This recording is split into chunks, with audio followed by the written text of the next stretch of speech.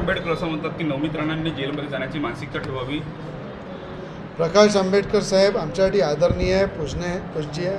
त्यांनी नेहमी मला सपोर्ट केलेला आहे, ताकद दिलेली आहे. आणि प्रकाश आंबेडकर साहेब हे अत्यंत विद्वान आहे, अभ्यासू आहे.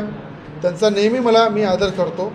आणि मला असं वाटते काही आमचं चुकलं असेल तर प्रकाश आंबेडकर साहेबांनी आमचे कान पकडून आम्हाला बसवलं पाहिजे, सांगितलं पाहिजे की चुकत आहे. पण मी आपल्या माध्यमातून सांगतो की कास्ट स्क्रुटनी कमिटी, जात पडताळणी कमिटी हे सुप्रीम कोर्टच्या गाईडलाईननी तयार झाली.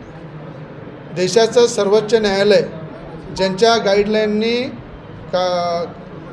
या ठिकाणी जात पडताळणी कमिटी झाली आहे.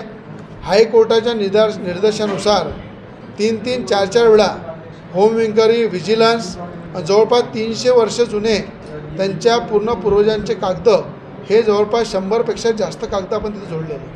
त्याच्या आधारावर त्यांनी 3 वेळा कास्ट व्हॅलिडिटी ऑफिसने 3 वेळा कास्ट सर्टिफिकेट दिलं, व्हॅलिडिटी दिली. सगळ्या तपास करून तिथे नवनीत राणांच्या बाजूला निर्णय दिला. आणि त्यानंतर सुप्रीम कोर्टाने स्टे दिल्यानंतर दोन्ही बाजू या महिन्याभरा आधी ऐकून घेतल्या. सुप्रीम कोर्टाने बाजू ऐकल्यानंतर त्या ठिकाणी अनेकदा विरोधकांना फटकारलं की राजकारण करू नका.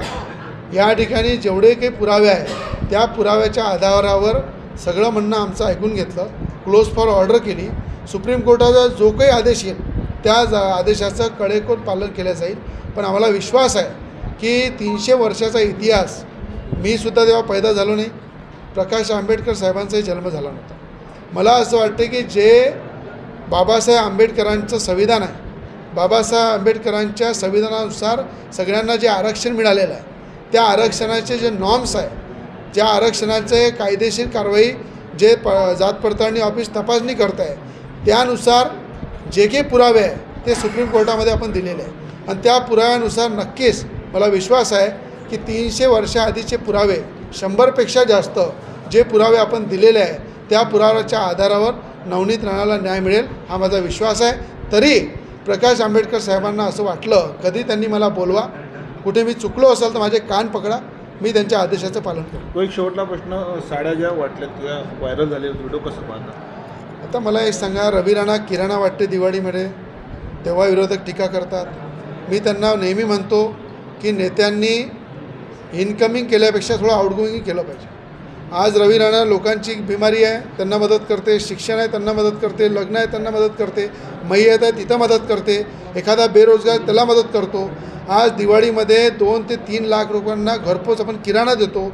आज या ठिकाणी 6,80,000पेक्षा जास्त साड्या आपण गोरगरिबांना, आदिवासी मेलघाट भाग असो, दर्यापूर मतदारसंघ, तिवसा, अचलपूर, अमरावती, बंडेरा, सगळ्या भागामध्ये गोरगरिबांना एक हळदीकुंकाच्या माध्यमातून एक बहिणीला, आईला जे साडी देण्याचं काम नवनीत राणांनी केलेलं आहे. 6,80,000 साड्या या जिल्ह्यामध्ये वाटल्या.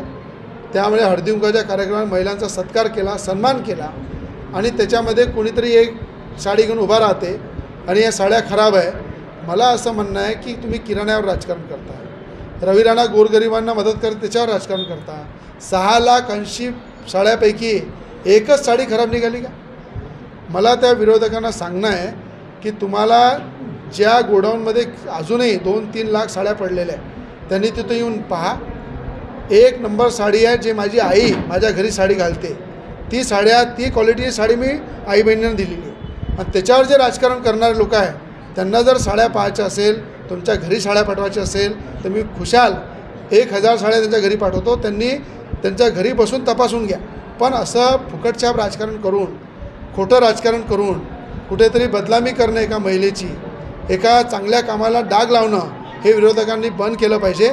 याला नक्की येणाऱ्या काळामध्ये संपूर्ण अमरावती जिल्ह्याची जनता धडा शिकवेल. हे काळ्या दगडावरची पांढरी रेघ आहे.